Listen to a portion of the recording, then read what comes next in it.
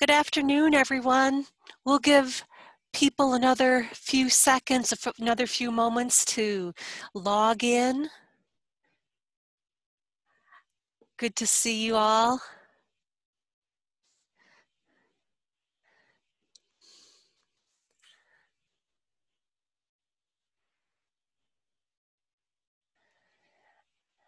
Waiting for another few people to check in. Feel free to test chat, test audio, test your equipment, and we'll get started in just a few moments. Hope everyone is doing well. Late July, I can't believe it.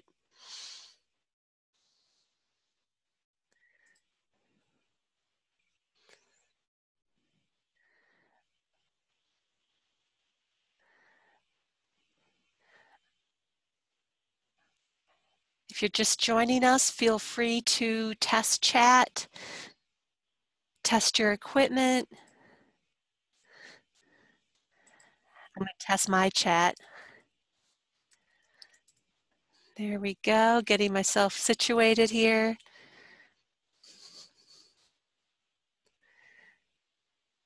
Can you all hear me okay? Okay. Yep. Thank you.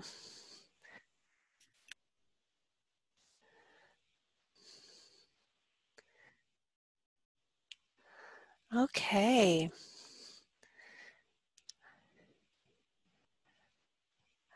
Well, I hope that you all are hydrated and happily connected, taking care of yourselves, doing what you need to do to keep yourself well and healthy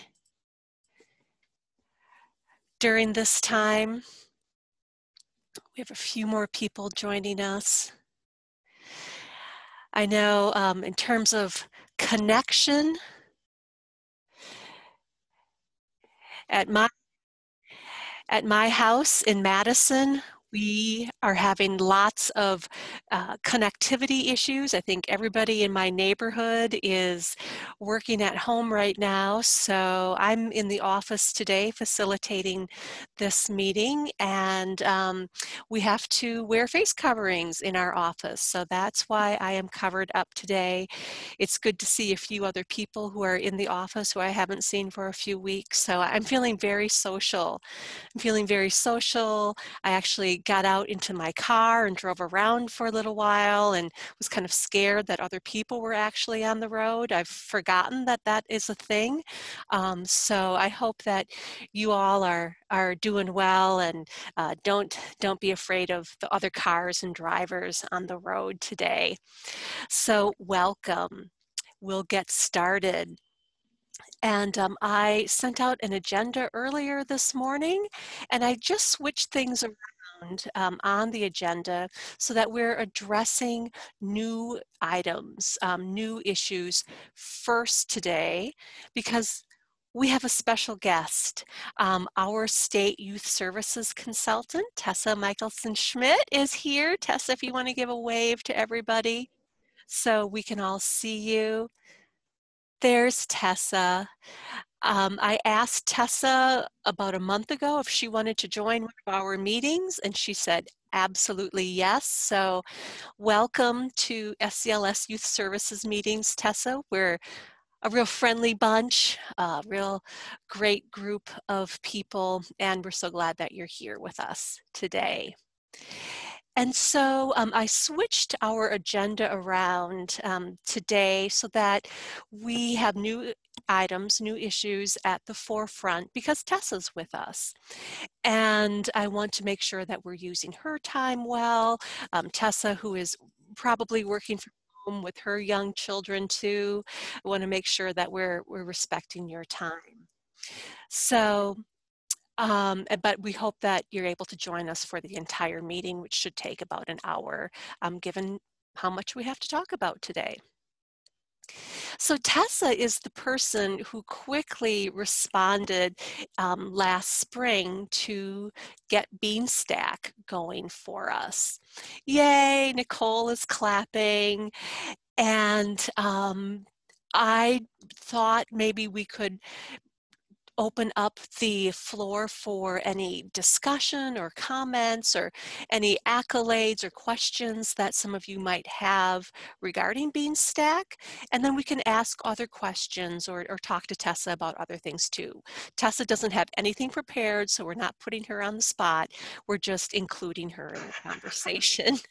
So Tessa, do you want to introduce yourself and take it away if you need to, or before we jump into? Sure. Can you see I'm kind of blushing? Sean's giving me, you're just making me blush, Sean. Thank you. It's so nice to see everybody. I'm on a lot of Zoom calls, but I don't think I've been on a call with all of you. So it's so nice to see faces next to names that are so familiar in my email. So yeah. I'm glad to be here, and certainly it could be like, ask me anything, not to assume that like you have tons of things for me, but I'll even take a virtual rotten tomato if that's what you've got, I'll take it. But I think the one thing before I turn it over to you is to say that you hopefully have seen or heard, or you'll get a reminder from me via email, that there's going to be a Beanstack and DPI webinar on August 12th, in about 3 more weeks, that is going to just be a little bit of everything, kind of like, where are we at right now? Like, what stats do we have at the end of the summer? Hearing from some people in the field, and then looking ahead for what's next, or hey, I never even got started, like what do I do now? So that's coming on Wednesday, August 12th. It's going to be recorded because we know lots of people just can't join live. So that's my main little Beanstack plug, but I'm going to pause now and see if anybody has questions or comments or anything for me. I'll take it.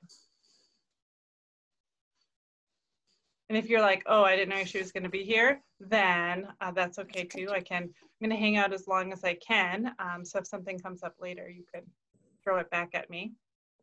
But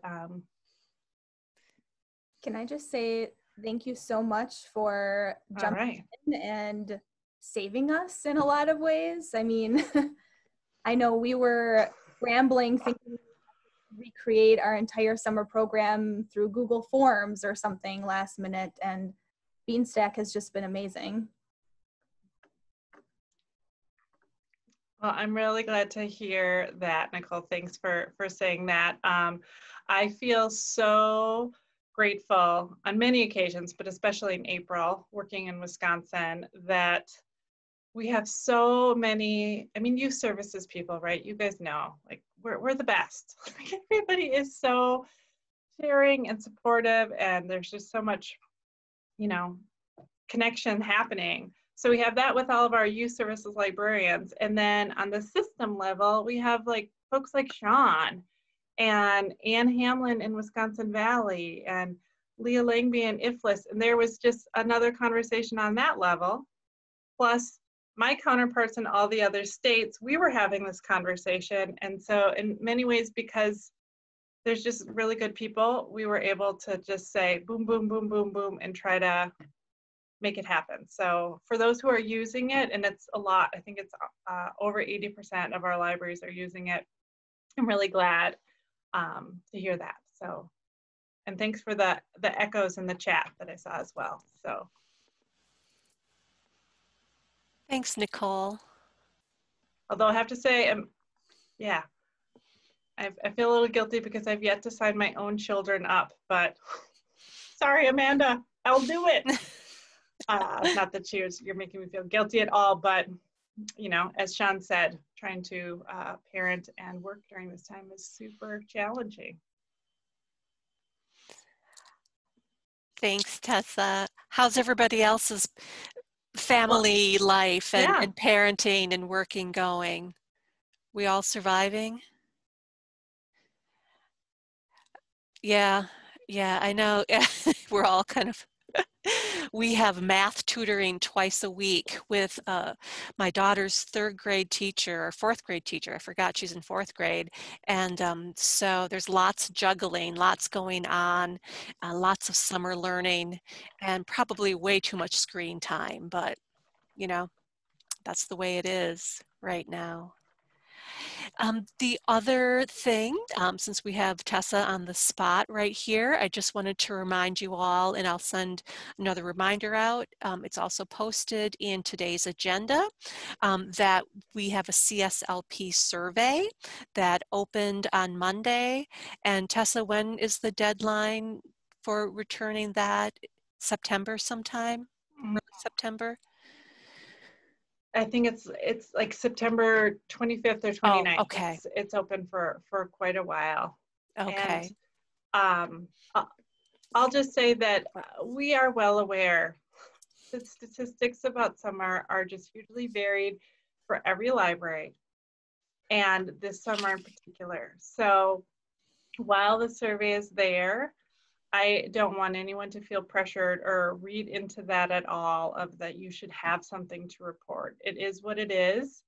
I am actually the head of the statistics for CSLP, and this is something that while surveys are kind of brutal in general, this is something I do feel like overall is a good thing. If so many of us in our state are using this, if we want to give feedback on it and have some kind of shared national data set on what libraries are doing, I think it's really valuable to contribute.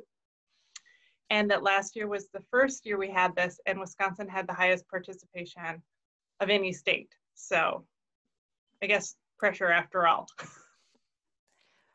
We've always been summer library program leaders, so this does not surprise me at all. So Brittany from Waunakee had a question, and I think Tessa, this might be a question for you.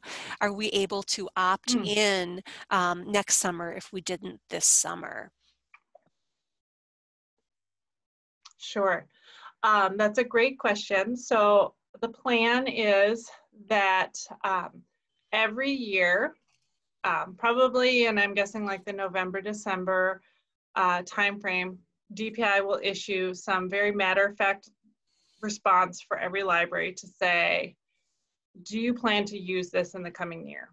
And you just say yes or no, which is what we did. That's what every library, I think we had a response from all but like 16 libraries, you know, in April, like if we had this, would you use this, or are you using something else? So everybody can opt in or opt out at the end of the year. Because, and the whole reason we're doing that is not to make things complicated, but because pricing is dependent on how many people are using it. That's just how it works. So we'll so for folks who already are using it, you know, no big deal. For those of you who maybe your library said not right now, you will have the option to join for 2021. And it will just continue like that. And the other question that other folks have been asking is, will we continue this? And that is an open-ended question. We hope that a lot of people will use it, and will use it in a lot of different ways, so that we find out, is this something where we can say, well, not only does it save a lot of people use it, it saves us a ton of taxpayer dollars to buy collectively. And thirdly, people want to use it more. So the more feedback we get, the better. Sneak peek, that is a question that's on that CSLP survey of, did you use Beanstack and how did it go? And to answer the question in the chat, yes, please use Beanstack outside of the summer. By the way, Andrea, great piece in the Monroe Times about Beanstack. I don't know if anybody saw that. There's a great article about Beanstack. And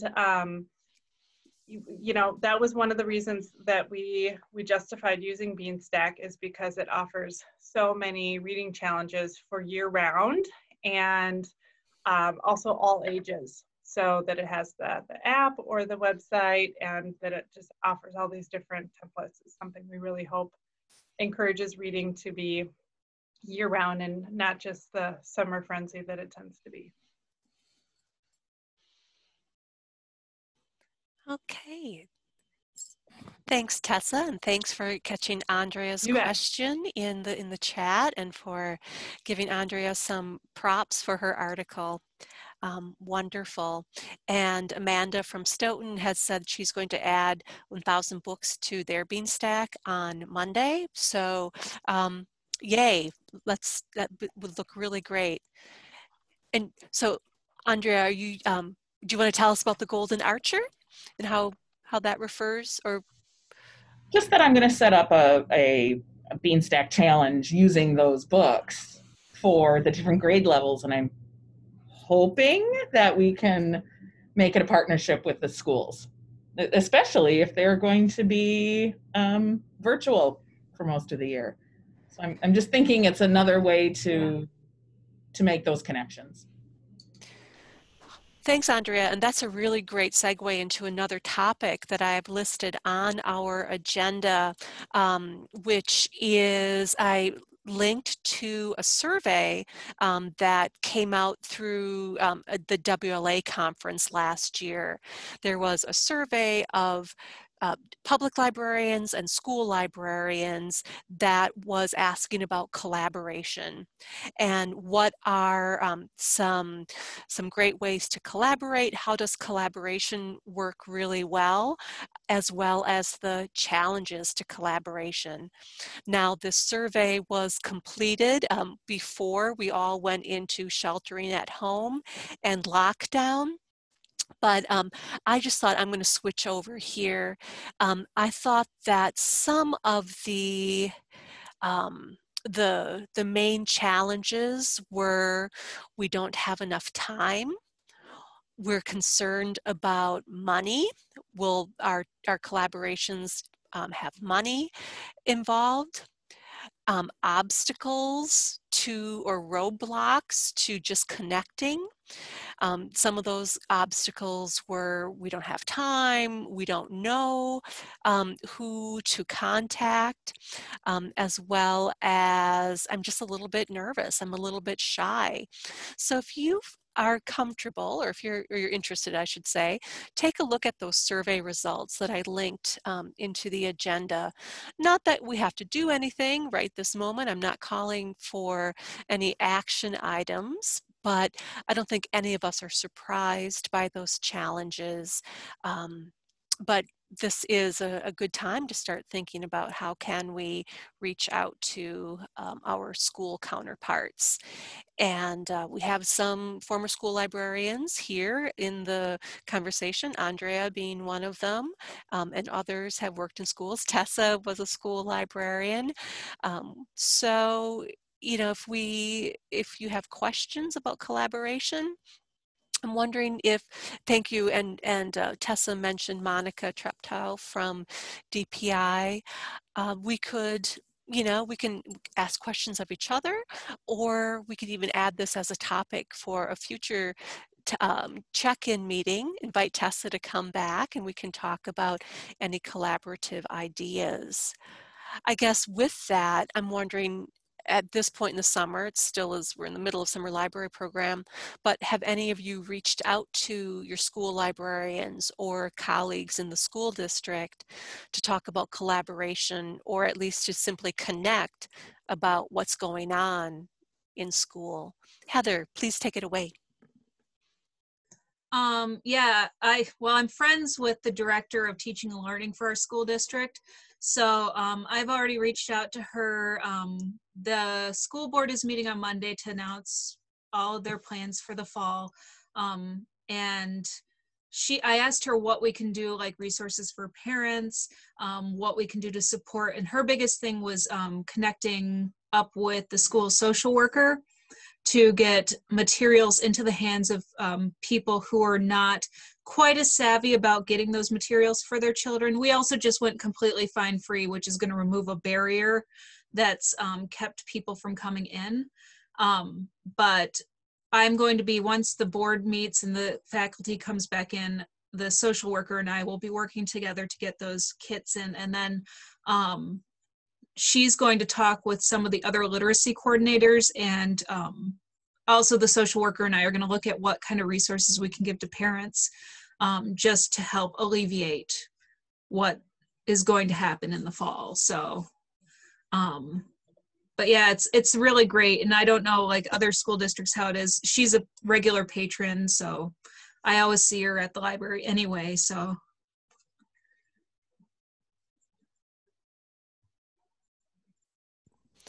That's fantastic, Heather. Thank you for providing us with an example of another person to reach out to, of course, being the school social worker.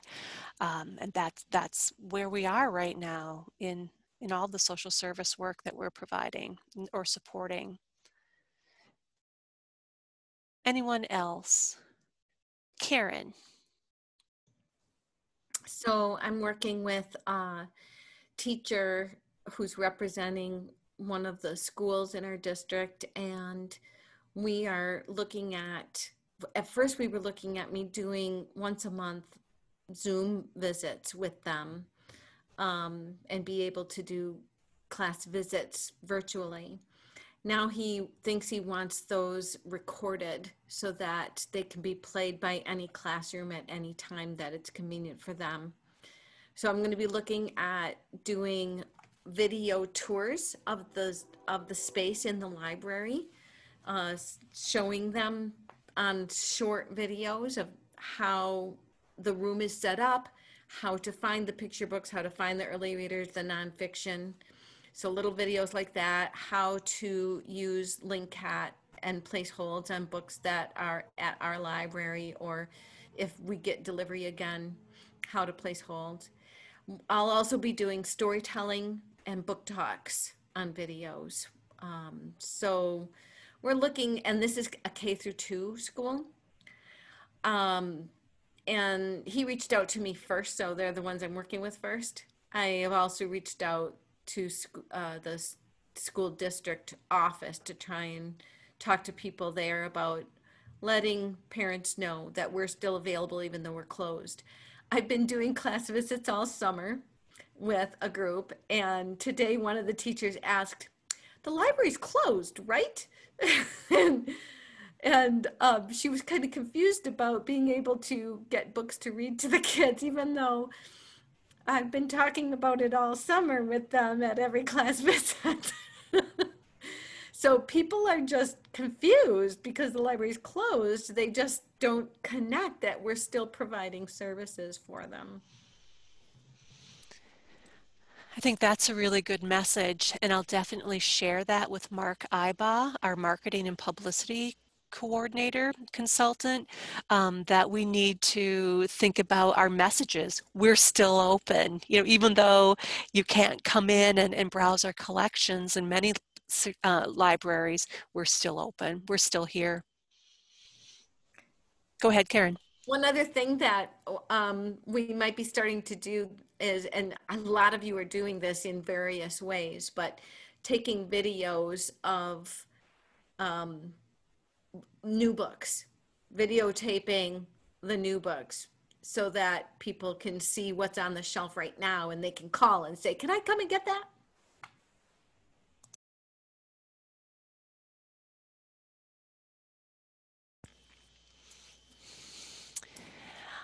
I love that. I love that idea. And I also love looking at libraries' Facebook pages and seeing photos of all of the new books. It just makes my to-read list even longer. I'm going to go back to the chat because I know that Nora from Mount Horeb, oops, I just lost everybody. I mean, you're still there. There we go. Nora talked about her homeschool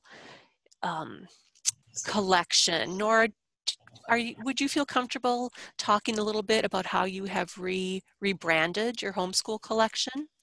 Yeah, we had this discussion where we have a really prolific homeschool community in Mount Horeb, and we have a great collection.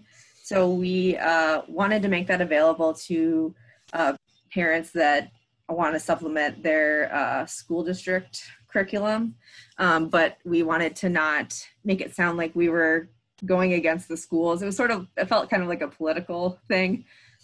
So we're rebranding it to be a Learning from Home collection so we can make it available to everyone. And I sort of introduced it to the curriculum director and said, if you have suggestions or teachers have suggestions of things that they want to add to it. So we've manipulated our budget and added a lot more to it, so we can make that available to families. Because I when I look on Facebook or parent groups, there's a lot of parents really concerned because we found out on Monday that it's going to be all virtual learning for the fall in Mount Horeb. So there's a lot of parents concerned right now. Yeah. Thank you, Nora. So have your materials started coming in, the suggestions that your teachers are providing? I'm still, it's been sort of vague, so we don't have any specifics yet, but we have supplemented some of we have refreshed some things. So we have some new Tangram kits and things like that. So just fun, easy stuff for kids to have hands-on time. Sure. So going off of Karen Went's suggestion, maybe when you have more of your materials, you could take a video for us or take some photos and send on some of the suggestions that you've received so others can fill in their collections. Yeah, that's a great idea. Yeah. Oh, thank you. Thank you so much. Just as a reminder, I am working on refreshing the homeschool resources page. Andrea from Monroe sent me some information after our last meeting. And Nora, I think I'm going to take a whole chapter from your book, maybe take the whole book, and call it Learning from Home Resources. I love that idea. I think that is really great. So thank you. Thanks for sharing all of that with us. So yes, I am working on more of those learning from home resources. So if you have suggestions, send them to me. And maybe that's where we can have photographs of what you've done with your collections, photos of any displays that you create when fall comes around that support those collections. So that is something that I am working on and hope that I can get some input and help from you guys because you're the experts with those materials in your collections right now. All right, let me check our list. Good, so we will continue to talk about school and supporting schools as we get closer to the fall. And please send me your suggestions for meeting topics, especially any topics about school support, learning from home support. Let's take a look at other things that we talked about at our last meeting. We discussed having the anti-racist book discussion with youth services librarians, and I think we should go ahead and discuss the new kid this fall, and I just want some feedback from everyone about what would be most helpful, exciting, useful for you with this type of discussion. Just a reminder, this would be a discussion simply for us. It would be very informal. It would be a way for us to discuss fairly recently published materials that are in our collections that look at race, look at issues of social justice and anti-racist work. And the book, The New Kid, is one that we determined to discuss last time. Knowing that Catherine from Cross Plains has already discussed the book with youth, and I was hoping I could bend her ear a little bit and maybe get a list of discussion questions that she used. We can look for if others have discussion questions, we can try those out, thinking that this is maybe even an example of what could a book discussion look like that we have with each other, and how can we then transfer that and use it as a discussion we have with our community, either youth or families. So we all have a lot going on right now. I was wondering if beginning this discussion maybe in September, if that would feel manageable, September or October, knowing that we need to get our hands on the books and the material and the resource, so discussion questions. I don't have any check-in meetings scheduled yet for the fall for September, October, and November, so I was thinking we could try that out in the fall. Fall, thumbs up. No. All right. All right. So I will, that gives me a few weeks to prepare too. So thank you for that. And we're going to try it over Zoom and we'll just see how it goes. Going to be private discussions. We won't record anything. So no need to be concerned about anything. Awesome. If you want to facilitate those discussions or help facilitate, let me know. Otherwise, it'll just be super, super duper informal. Okay. Other items that I have on the list, we're looking at old business, is we discussed last time, as we discussed during a lot of our meetings, how the summer library program is going, especially the virtual programs. So before we jump into a discussion about virtual programs, I want to point to the agenda and just indicate that ALSC, the Association for Library Service to Children, has a really fantastic virtual storytime resource guide, and I linked to that in today's agenda. And that I found really useful. We had questions last time about the different platforms, about the ways, about which platforms work best for different types of programs. So I recommend that you take a look at that resource guide that's linked in the agenda. It's continually being updated. There's a committee of librarians from around the country who are working on it and who have tested and tried the platforms. There also is a lot of really amazing and wonderful information about inclusivity in programs. What does it mean to provide virtual programs during this time of some people not having internet access or having slow internet access? So a lot of the concerns and issues that we've discussed have been addressed in this great resource guide. I've also received a few questions again over the last few weeks about copyright and fair use. We are still recommending that go ahead and use materials in your virtual programs. Make sure that you are giving credit to the author, illustrator, and publisher of those materials. And don't leave the recordings up for, I would say, more than a week. I think a week is a good just rule of thumb to take those recordings down after a week. And of course, we don't charge any money. It's not a library revenue making service or program. In Stephen's point, I don't know, Nicole, if you want to talk about that, are you actually using the fair use, the educational use disclaimer on your programs, or is that something you've been considering?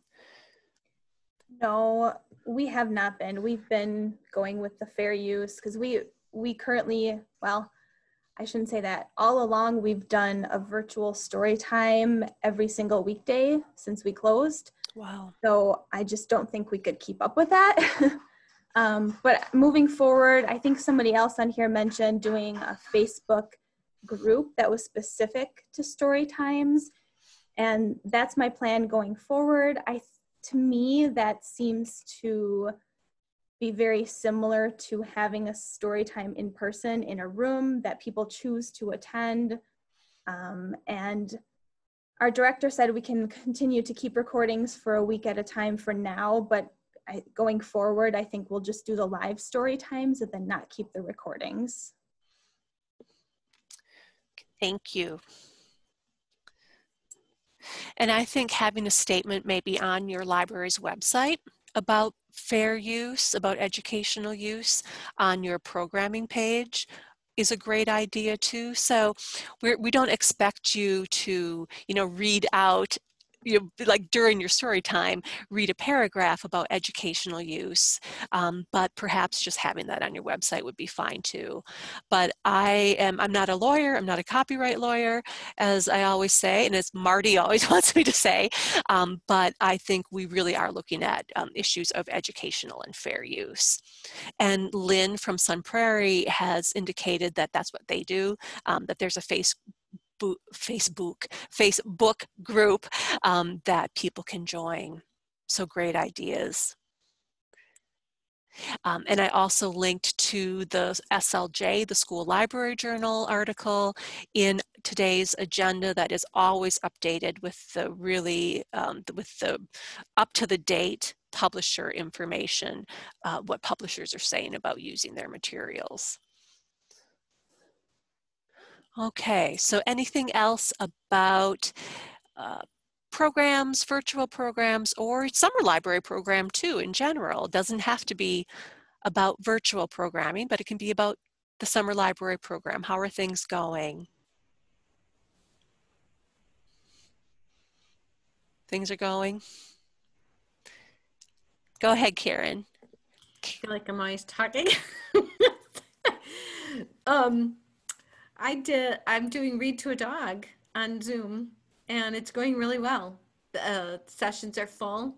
I accidentally, back when we were in-house and I would have 2 dogs come, and I had them in 2 different locations. So kids would come up and greet me at the reference desk, and I would send them to one dog or the other.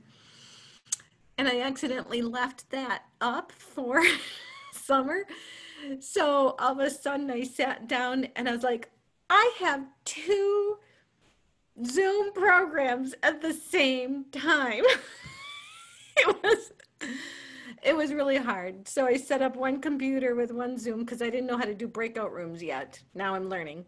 And then another computer with another Zoom. And I called my daughter. I said, help, because not only did I have 2 Zoom programs, but one of the dog owners didn't show up. So my granddaughter came down with her dogs and ran one of the programs.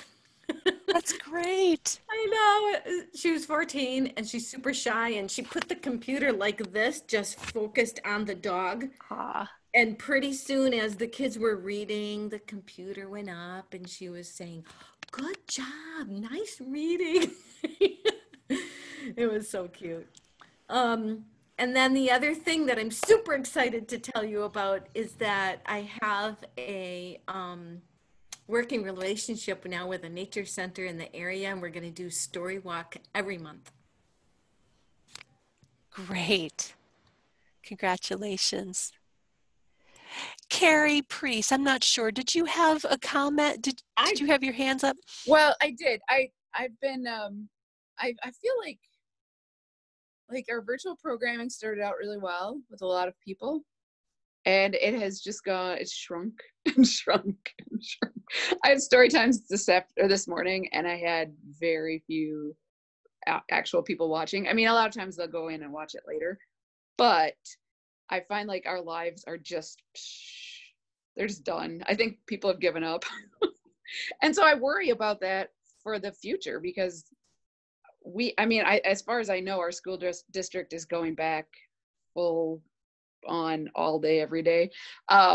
But we are not going to be having programs, we're assuming, through the end of this year, if not longer. And so I'm at a loss trying to figure out what can I do to stimulate people to be interested again. And it may be just the types of things that we've been having. Maybe it's just I need to freshen it. And so I'm hoping that kind of thing helps, but I don't know if anybody has any other ideas. Our story walks have gone really well. They're in-person live things, and people love them because they are dying for something to do. So I don't know.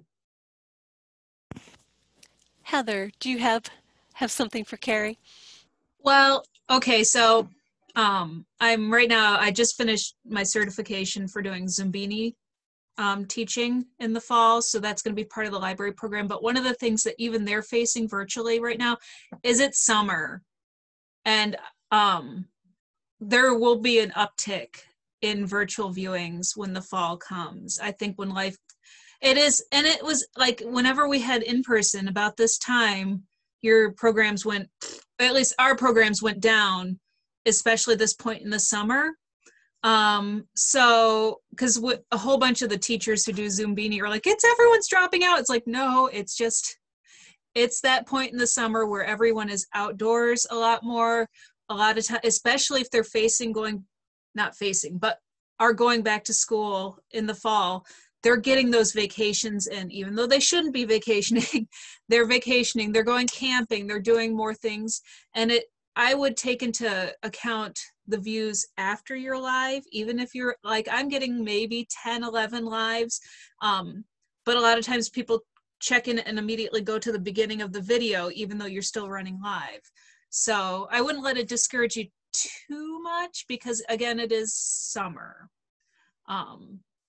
Because yeah, we're going to be doing, I know in McFarland, we're going to be doing virtual all the way through the end of 2020, because we just can't handle the germs.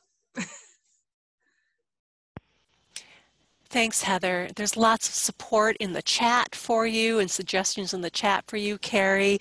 Amanda from Stoughton said that she's focusing on the take and make crafts. And Karen, I see your hand up too, so go ahead. So I don't know whether it was an appropriate thing for me to do or not, but I did it.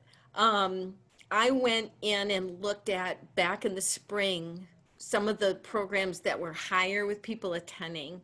And I sent personal invitations through Facebook Messenger to the people who attended. And my Storytime attendance went up like that. So I went from having like 4 or 6 people logging on to having, 11 to 15 with multiple kids. This morning I had a daycare teacher log on who was a regular at all my story times in-house and hasn't been here virtually all summer. And I sent her a message personally, and she came today with all of her kids. So just trying to find ways to find the people who used to attend and personally invite them by email, or, go, if you used to register, go look at your registration list and personally invite them. It takes a little time, but they came back, and I was really happy about that. The other thing is, you probably all know about Next Door Neighbor. If you have that in your community, make sure you're using that to let people know. And not only placing it as an event on Next Door Neighbor, but also sending out like a little general message. Like, I know the library doors are locked, but we're still doing things, and let them know in a general message. If you need more help with Next Door Neighbor, let me know. Thanks, Karen. So many great ideas there too. And I think that points to something that youth services librarians are so great at, is developing and maintaining relationships. Knowing that our community members trust us. So getting a Facebook message or an email, I think is appropriate. I think that is just fine. And you know your community's best, you know your people best, so use your best judgment.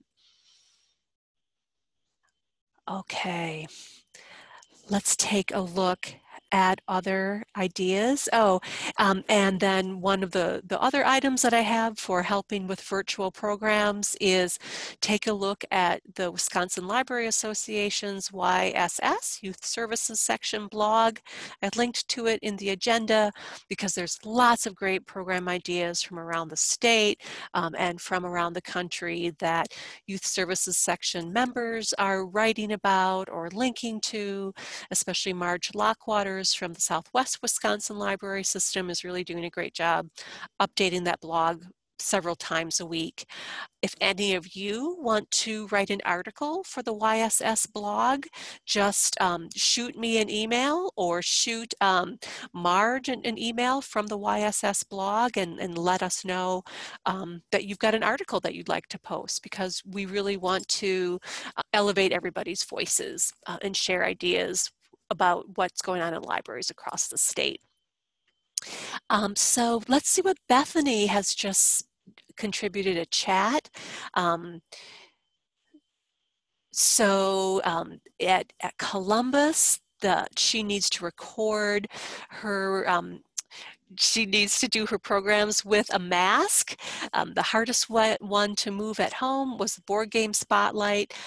So she is recording herself and the next game against your Papa Chicken. Great. So I think we could all relate, especially those of us who are wearing masks right now, to that difficulty. Does anybody have anything to say to that? Are any of you talking about masking up in your programs or doing mask craft making tutorials? Is that something that those of you who are on the line have thought about or have done? All right. Let us know if you do. Oh, Jess, yes. We did during our teen time Zoom.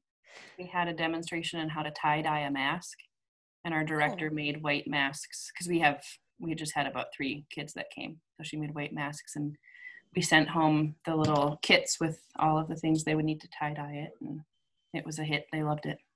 That's really cool. Did you record that? No, we don't record our Zoom programs. Okay. Okay. Lynn in Sun Prairie talks about, she mentioned that she puts hers on and then takes it off to show kids that it's not scary. That is a really great idea. Thank you for that. What else do we have going on? And then also I do story time in an enclosed program room so you can do it maskless. Great ideas, everyone. Thank you. Rachel. So, I mean, technically I'm in a room by myself. I could not wear, or I could choose not to wear the mask. But Emily and I, our children's librarian, and I teamed up for a elementary story hour. And since the upping of the mask order here in Dane County, and just how we're doing it in the library, we actually go between on and off screen with our masks on, and then if it's our turn in front of the camera, we make a show of taking off our mask so that the kids can see and hear us better. But we are like 6 to 8 feet apart. We keep the distance, and we do crack the children's door to the outside open to get the fresh air, just so we can be like, we're social distancing. Yeah. And you have that beautiful outside space, yes, in DeForest. So that's, yes, we do. Yeah. I will say for the teen programs that I do, I actually I do most of the Zooms from home. I had that luxury. Our director is letting me do those from home. And then most of our Instagram lives are either home or I'm in just one room by myself. Yeah. So. Thank you. Were there any other hands up? I thought, did I see anything else? Okay. This is a really great discussion. I want to remind everybody that if you haven't spent your youth literacy funds that you get from South Central, let's try to spend it up by the end of October. The earlier the better. I know a lot of you have spent your money on performers and on materials to support youth literacy efforts in your libraries, but just go ahead and make sure that you're spending that money. If you don't know whether or not you have spent your money and you want to know within the next few days, please send a message, an email to Heidi Moe, and her email is hmoe@scls.info. You can send it to me, but I'm going to be on vacation for a few days, starting tomorrow through Tuesday, so I won't get to your email until Wednesday morning. I'm not going anywhere exciting. I was going to go to New Orleans for a music festival, but that all has been canceled, so I will be listening to New Orleans music from my back porch, and that sounds just fine too. So yep, let's make sure you get that money spent, and send an email to Heidi if you want information about the amount that you have left or whether or not you've spent all of your money this year. And then some final updates about what is going on this fall. I am, I'll get your message in just a second, Nicole. I am proposing that we go to monthly check-in meetings, and we can try monthly, and if we want to meet more than that, we can go back to twice a month. It'll just be informal like the last meetings have been. So we'll try monthly. We have some great programs coming up this fall. I listed them in the agenda. I'm really excited about our program that's coming up in August, Healing Reading Trauma, Rebuilding a Love of Reading Through Libraries for Liberation. And that is on Wednesday, August 13th from 1 to 2. We will be recording that program, so you can view it later as a recorded archived program, but I encourage you to participate live if you're able to, because we have two really outstanding presenters working with us for that webinar who could answer questions for you if you have questions live about making your collections inclusive and looking at your collections through an anti-racist lens. So that's going to be a great program. Then we will have partnering with parents for early childhood success. That's an early literacy program, and that is on Friday, October 9th, with Mary Schreiber, the author of a recent book, Partnering with Parents, Early Literacy. And then save the date, Anna Horjus from Baraboo is facilitating our youth programming workshop that would have taken place in person at Olbrich, but that will be a virtual program, and that is on Friday, November 13th. We also have scheduled all of the CCBC Shorts programs for the fall, so we'll be getting those in September 9th, October 14th, November 18th, and December 16th. And all of the information about those programs are in the agenda. For the CCBC Shorts registration, the registration for all 4 of those programs is on the same page. There's a drop-down menu, so you can register for each one of those webinars in that one registration page. I'm making it sound more complicated than it is, but if you have any questions about registering for those, let me know. I've been talking with the CCBC librarians, and they're looking forward to doing the webinars for us again in the fall. One thing that they have found is they are not receiving as many new review copies as they typically have, given the times that we're in.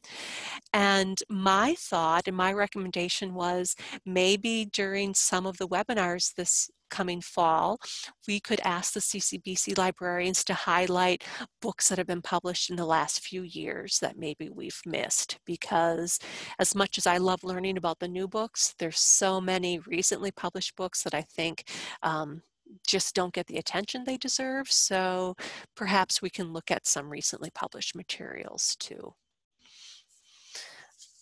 Okay, and then I also linked to, in the agenda, the CCBC Shorts blog, just to remind you that we record all of those webinars, and they're all included on that blog that I linked to in the agenda. So if you have a half an hour here and there and you want to learn about some new books, we've got recordings for you. We have 7 minutes left in our allotted hour. Are there any burning issues or questions or things that any of you want to say before we leave? Hi, Karen. Yep, go for it. Well,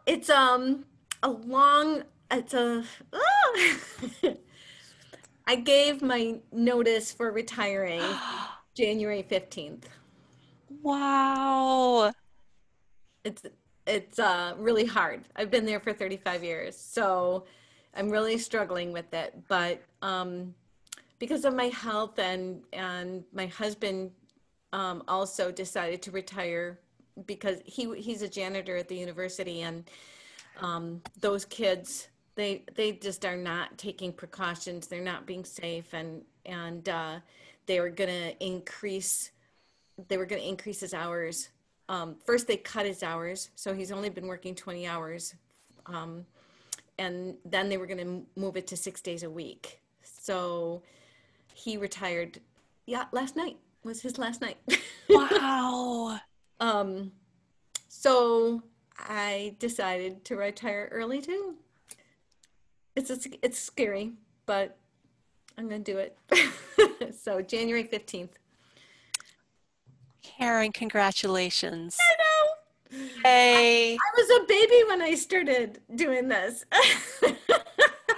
Oh my gosh. So look at all of the wonderful chat messages coming in for you.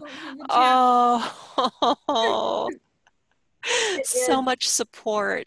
And thank you for all of the inspiration that you've given to all of us, so many of us over the years. And we still have you for a while, so. Yeah, till January. And yeah. I even told him, I said, if for some reason, because of this coronavirus, if it's, if he's having a hard time finding somebody that, I have some flexibility. I have a new project in mind for September, not this coming, but September 2021. So I have some flexibility to be able to continue. I'm going to miss it so much.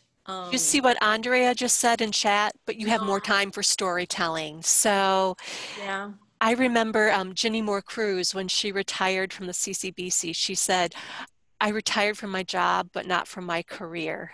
Yeah. And I think that is a perfect descriptor for you too. Well, I went in and I remade my website, KarenWent.com. It's not great because I did it myself and I'm not a web designer, but it's there.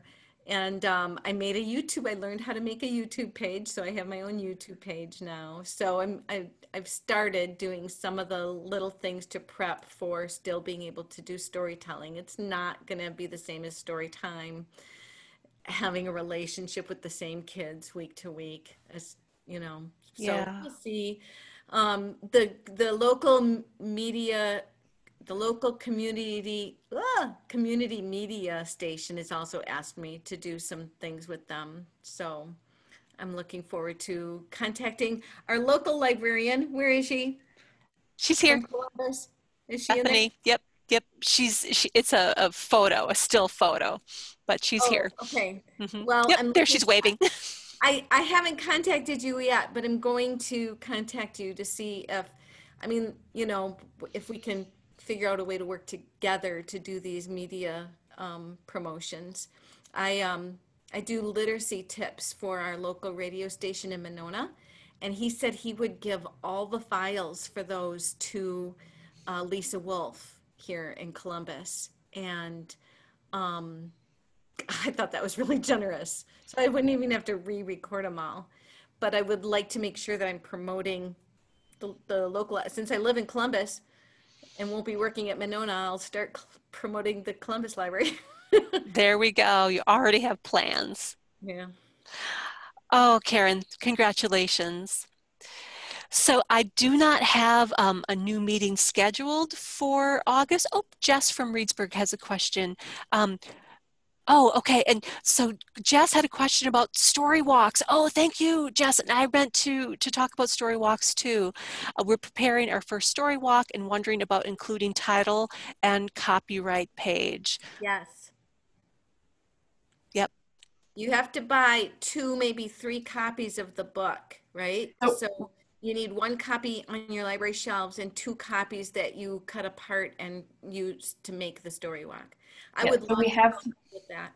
We have the 2 copies, and one is published by Scholastic and one by Aladdin. So do we include both of them or just one of them?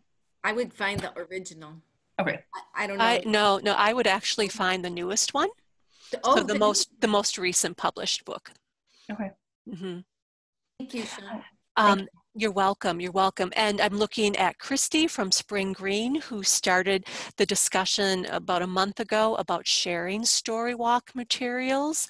My suggestion right now, especially because I'm going on vacation for the next 4 days, is if you have any Storywalk books that you've taken down, but that you are willing to share out with people, please send an email to Kids List and let people know that your materials are available and that you should send them through delivery, even though now things have changed with delivery a bit with the new 4-day quarantining of materials. But feel free to share items through delivery that way and just work things out with each other, I think is the best way for right now. It's probably not a great idea to send sticks through delivery, but connect with each other about that.